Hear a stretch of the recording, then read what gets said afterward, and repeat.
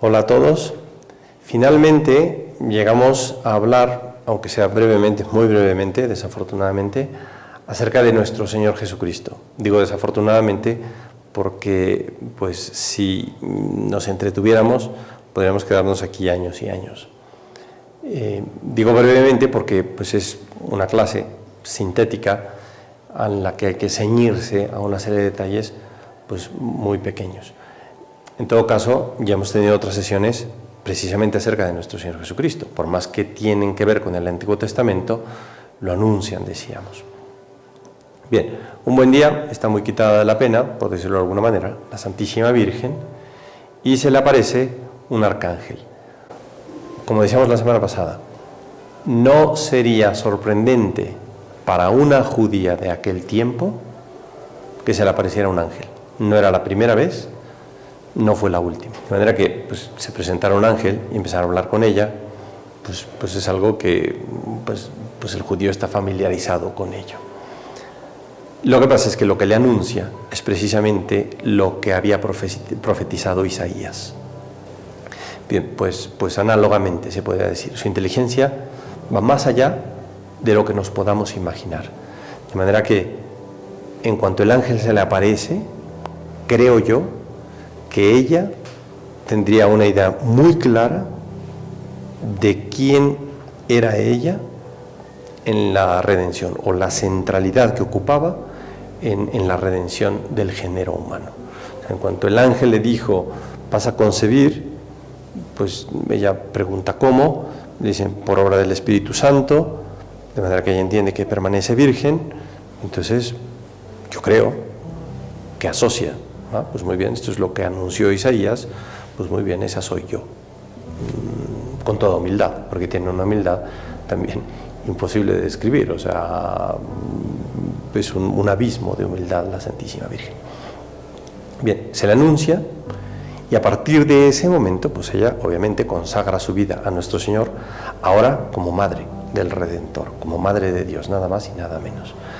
Bien, nace nuestro Señor Jesucristo, hace unas semanas celebrábamos la Navidad, nace nuestro Señor cumpliendo las profecías, ya hablamos de ellas la semana pasada, como un bebé común y corriente, pasó 9 meses en el seno de su madre, nació, creció como todos los hombres, porque es perfecto hombre. José es anunciado en sueños que el niño está siendo amenazado o que corre peligro su vida, entonces huye a Egipto. Otra profecía, de Egipto llamé a mi siervo, pues regresa. Son pasos de la vida de nuestro Señor. Es un bebé desconocido de todo mundo, pero se están cumpliendo en él otras profecías. Bien, al final regresan a Nazaret, que es en el norte de la Tierra Santa, un lugar, la verdad, también sin importancia dentro de la historia sagrada o de la historia del pueblo elegido. Se van a vivir a Nazaret y ahí crece dentro de una serie de condiciones totalmente normales, ordinarias, corrientes. Como buenos judíos, la Sagrada Familia, María, José y Jesús, viajaban todos los años a Jerusalén porque durante la Pascua se ofrecían los sacrificios en plan muy solemne. Pues viajaban todos los años. Cuando el niño tiene 12 años, María y José llevan a cabo, pues, no sé, las ofrendas que tienen que llevar a cabo, y se disponen a regresar a Nazaret. Lo que pasa es que el niño, pues, se sienta ahí en una mesa redonda con una serie de sabios, le empiezan a hacer preguntas, él empieza a responder con una sabiduría que trasciende lo que ellos hubieran imaginado. De repente, pues, y este niño, a ver, pregúntale esto, a ver si... No había quien lo agarrara, podríamos decir, ¿no? Ándale, no, y luego el otro, ¿no? No, sí está potente el niñito este, ¿no? De 12 años. Es un capítulo aislado, es una especie de paréntesis en esa vida de silencio de 30 años que llevó nuestro Señor. Es un capítulo sonoro, sonado, luminoso, que, insisto, se sale de la normalidad y nos enseña en un destello, en un chispazo, quién es ese niño, que impresiona a sabios. Y él tiene 12 años, un niño portento, podríamos decir. Ese es nuestro Señor Jesucristo. Como decía, no me puedo entretener mucho. Saltamos, porque además así lo hizo él, saltamos a cuando tiene 30 años y empieza nuestro Señor a predicar. Me querría extender en la predicación de nuestro Señor. Simplemente digo brevemente que son enseñanzas morales de una sublimidad única, monolíticas, de una coherencia que no encuentra uno, digamos, dicotomías en ningún lugar. Lo que nuestro Señor anuncia es lo que va a llenar al corazón humano. Lo que Él anuncia, pues son las más grandes aspiraciones que nosotros podamos tener. Nuestro Señor de alguna manera describe en toda su predicación caminos de vida o un camino de vida intachable, que no solo nos lleva a la santidad, como entendemos en la Iglesia, sino que además, para cualquiera que lo quiera seguir, lo llena de paz. Lo que nuestro Señor propone en su predicación es un camino que llena de paz. Si nosotros seguimos, obedecemos, miramos, aplicamos a nuestra vida lo que Él predicó, no tenemos problemas de conciencia, no tenemos remordimientos, tenemos serenidad, decía, paz, alegría, solo por vivir lo que Él describe. Nunca nadie ha hablado del modo en que habló nuestro Señor, ni propuso lo que Él propone. Bien. Otro gran tema de la vida de nuestro Señor son los milagros. Él tiene que anunciar tarde o temprano que es Dios y necesita que le crean, y para eso va a dar algunas pruebas. Entonces nuestro Señor empieza a llevar a cabo una serie de obras que les abren los ojos a la gente y dicen, bueno, pues esto sí es bastante único, que de alguna manera ratifica, insisto, lo que nuestro Señor viene a decir. Empieza en una boda, una fiesta, todo el mundo pasándosela muy bien, de repente se acaba el vino, no me entretengo en detalles, la Santísima Virgen se le acerca, le pide el favor, entendemos que le pide el milagro, al pedirle el favor, pues luego va a tener lugar un hecho milagroso, y nuestro Señor convierte agua en vino. San Juan dice que ese es el primer milagro de nuestro Señor y sus discípulos creyeron en Él. A partir de entonces lleva a cabo un sinnúmero de obras milagrosas, ya lo decíamos en otra clase, un sinnúmero de obras milagrosas que llevan a la gente a mirar a nuestro Señor, a ponérselo de modelo, a creerle, a creer que su mensaje de salvación pues es muy trascendente. La herencia que nos deja es la salvación del género humano, ciertamente, o sea, nos deja la gracia que nos libera del pecado. Pero en ese vivir 3 años de vida pública de nuestro Señor, escoge 12 apóstoles. No es casualidad que sean 12, el 12 es preferido del Señor ya en el Antiguo Testamento. Hay 12 tribus en Israel, se podría decir que es otra figura. Esos 12, pues de alguna manera prefiguran a los 12 apóstoles. Esos 12 son las columnas o los pilares de la Iglesia, y ahí empieza la Iglesia.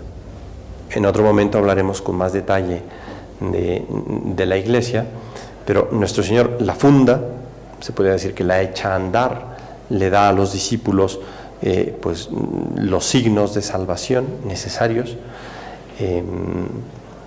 Bien, deja la Iglesia, con la Iglesia deja los sacramentos, y cumplida, podríamos decir, esa misión, tiene lugar la muerte, la pasión, muerte y resurrección de nuestro Señor. Ya decíamos que es traicionado, instituye la Eucaristía en la última cena, es traicionado, muere en la cruz, y ese morir en la cruz, pues me conecto con una clase que ya tuvimos, cumple o sí, de alguna manera lleva a cabo aquello que se había anunciado en Génesis, ¿no?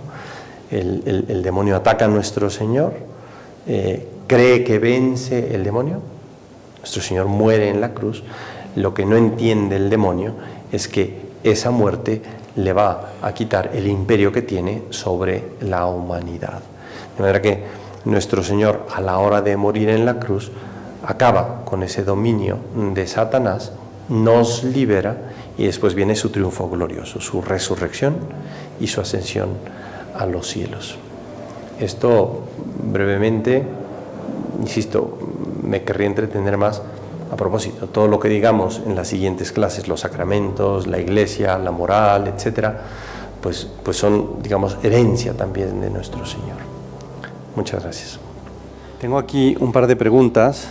Fernando, te agradezco mucho tus preguntas a propósito y los comentarios acerca de los videos. 1. En caso de fecundación in vitro, ¿en qué momento se le asigna el ángel custodio al bebé?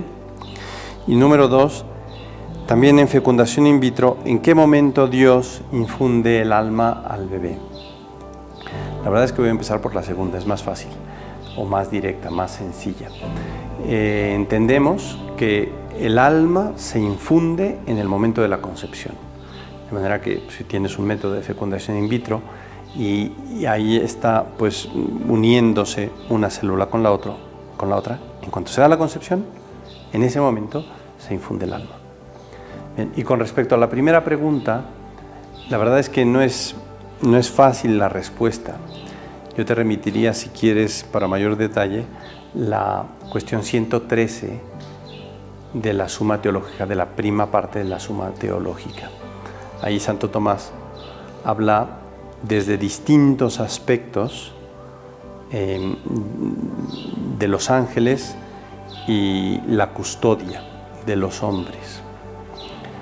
Habla en algún momento de que si son ángeles custodios, los necesitamos para cuando, digamos, empezamos a actuar.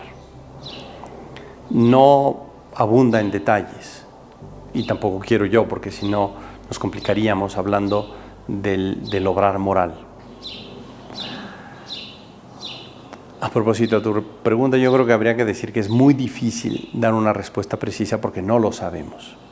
Lo único que tenemos son una serie de teorías teológicas y Santo Tomás se basa en unos escritos de San Jerónimo.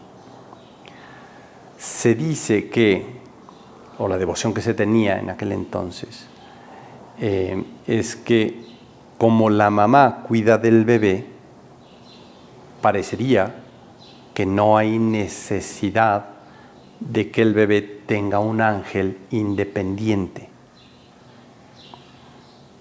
Santo Tomás dice que así como la fruta depende del árbol,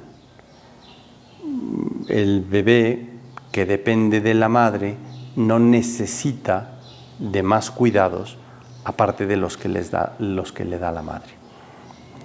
Y él es de la idea de que en el nacimiento viene la asignación del ángel custodio.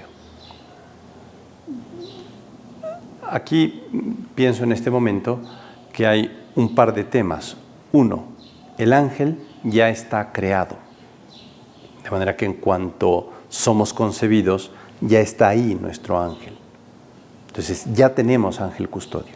Si hablamos de la asignación, pues la asignación efectivamente puede ser después.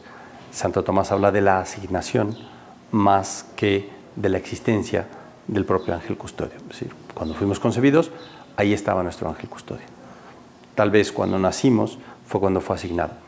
Al menos esa es la opinión de Santo Tomás, que respeto profundamente. Muchas gracias.